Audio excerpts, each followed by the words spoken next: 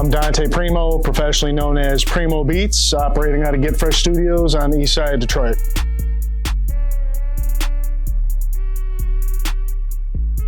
Pretty much right after high school, I was in a situation where me and all my friends in my friend group, we all played in bands and played shows all the time together, like on a weekly basis. And the summer of graduation, all the bands broke up.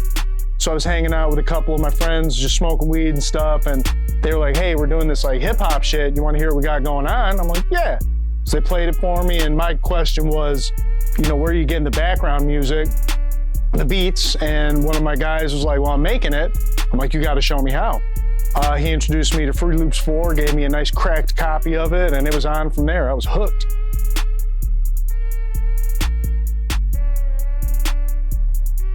Honestly, just didn't have anybody to jam with. I was a guitar player and bass player at the time, and it got kind of boring just playing guitar and bass by myself, so I started making beats to really just have fun. That's really what got me started.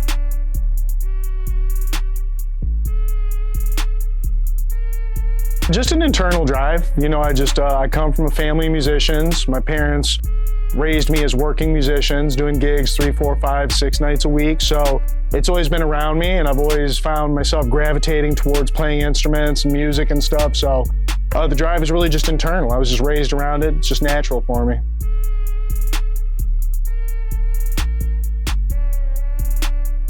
And so many. We talk about the Michigan legends from Helva and Ant Beats, Flawless from the Olympics, all the way to the industry guys like Southside, Lex Luger, Metro Boomin.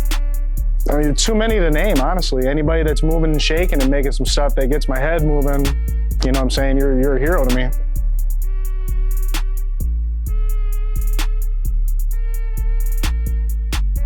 In one word, workaholic.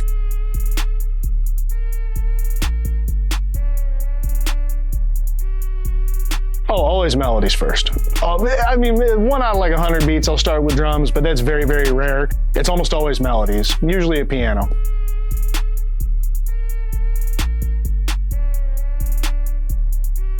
Off-White Whoop, Sada Baby, produced by Helva. Something about that song and that beat in particular, man, it just really gets me moving, really inspires me to get behind the boards and make some beats. So definitely Off-White Whoop, shout out Sada Baby, shout out my bro Helva.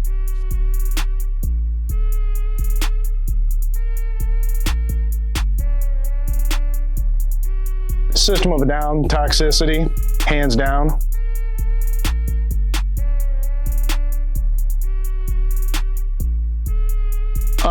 Obviously providing the artists that I work with quality production that inspires them, but also just being kind of a mentor and a teacher and a trainer of up-and-coming producers and just people that want to transition into a lifestyle where they're making a living off of their music. So, a good producer as well as a mentor, I would say.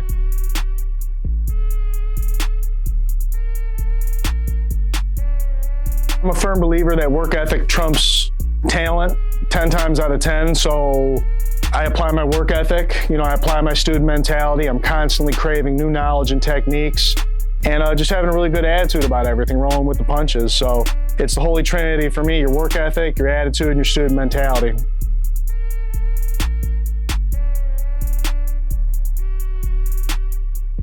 Well, you have to adapt. You're either going to adapt or you're going to be completely irrelevant. If I was making the same stuff, that I was making 10 years ago, I would have nobody rapping on my beats.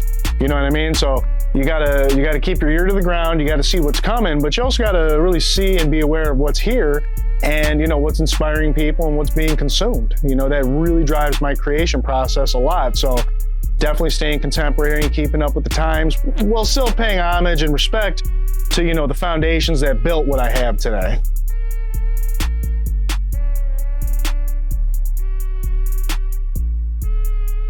I need absolutely nothing. I can work with some AirPods in, on a kitchen counter.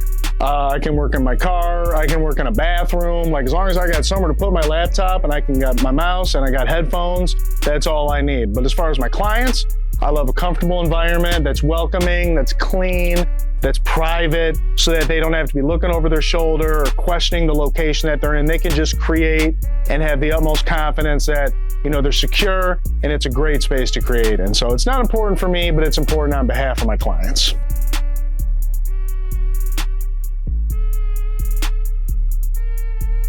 Happens all the time. I'm a very high output producer. I make hundreds and hundreds of beats a month, and I find that I just divert my attention elsewhere if I start burning out. If I'm burning out on my own melodies, I'll hit up some of my producers that I mess with, like, yo, let's do some collabs.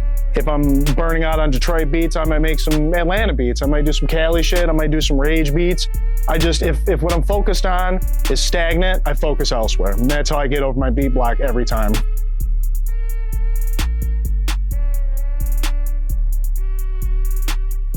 Got to be Nexus, the most versatile, obviously the breadth and array of sounds that you can get. There's a lot of bang for your buck. I think I spent $200-300 on it. It's indispensable. I'd say easily 75% of the beats that I make are Nexus driven. So Nexus.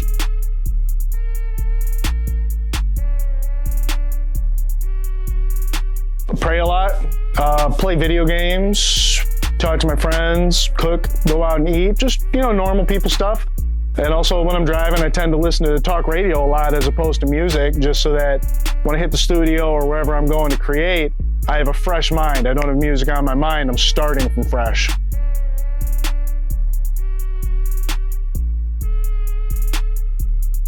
I'm proud of it.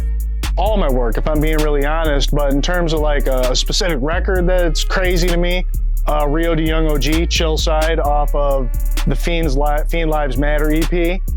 Just because, you know, Rio was there when I was making the beat.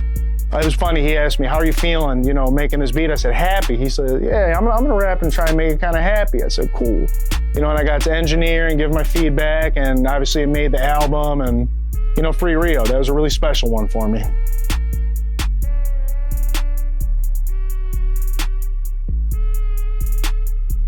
I love seeing people react to music that I make, whether it just be getting a nod from guys like, damn, that beat was hard, or seeing, you know, women dance to some music that I produce. Really, the end result is very gratifying to me. It makes all the hard work going on in the background worth it.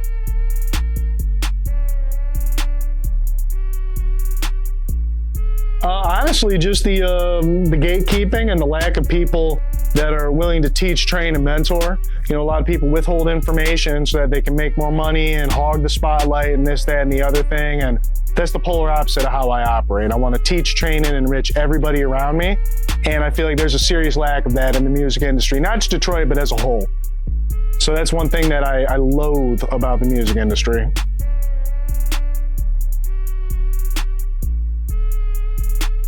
The value of being in the room versus just trying to leverage social media and the internet, you know, that'll only get you so far. But those genuine connections that you make with people, that's the name of the game. And that's in any business, not just music, but especially in music. They say it's not what you know, it's who you know. Couldn't be more true.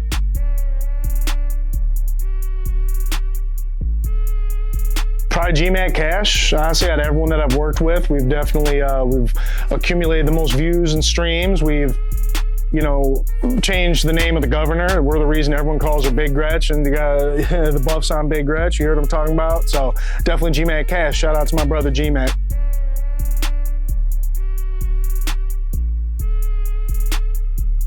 It's fun, man. It's just fun. We just chill out, and depending on what's going on in the world or what kind of mood he's in, greatly influences the music that we make. A lot of times it's very topical and fun, and we get a lot of publicity off of it. So overall, if I had to boil down working with GMAC into a word, it's fun. It's a lot of fun.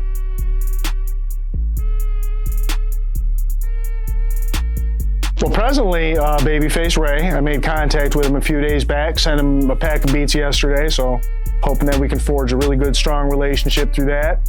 The future, it's hard to say. You never know who is going to catch my ear and be that next person that really pushes me to go to the next level as a producer and an engineer.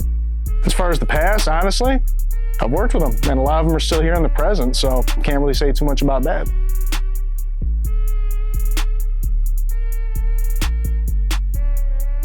It's huge. For me personally, it's my leverage. You know, people look to me as a coach and a mentor in a lot of cases. They look to me as an example.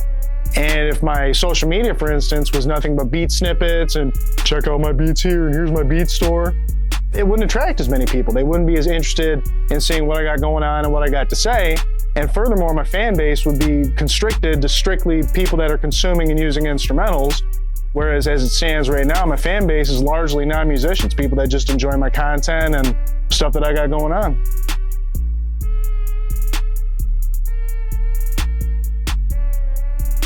Absolutely. The gatekeeping, the lack of mentorship, like I mentioned, it turns me off, but it doesn't stop me. And it really just emboldens me to be the opposite of that, to be that positive figurehead that is willing to give people a chance and show them what to do and put them in positions.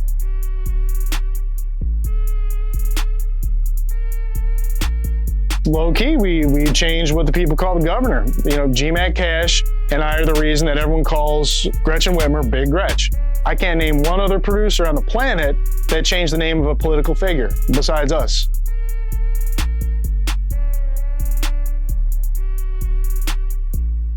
It's crucially important. I always preach having a student mentality.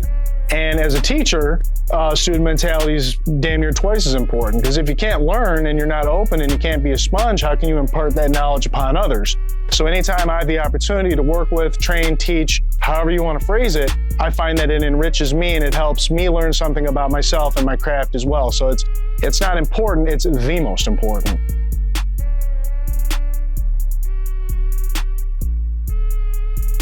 An RIAA certification, be it a gold or a platinum record.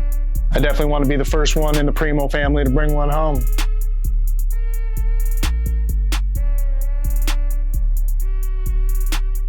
Work your ass off, ask a lot of questions, and have a great attitude.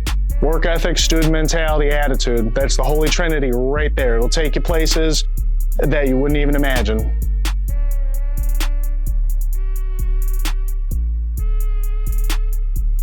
Hard to say, but I know damn well I'll probably be somewhere around the studio making music, but we'll see.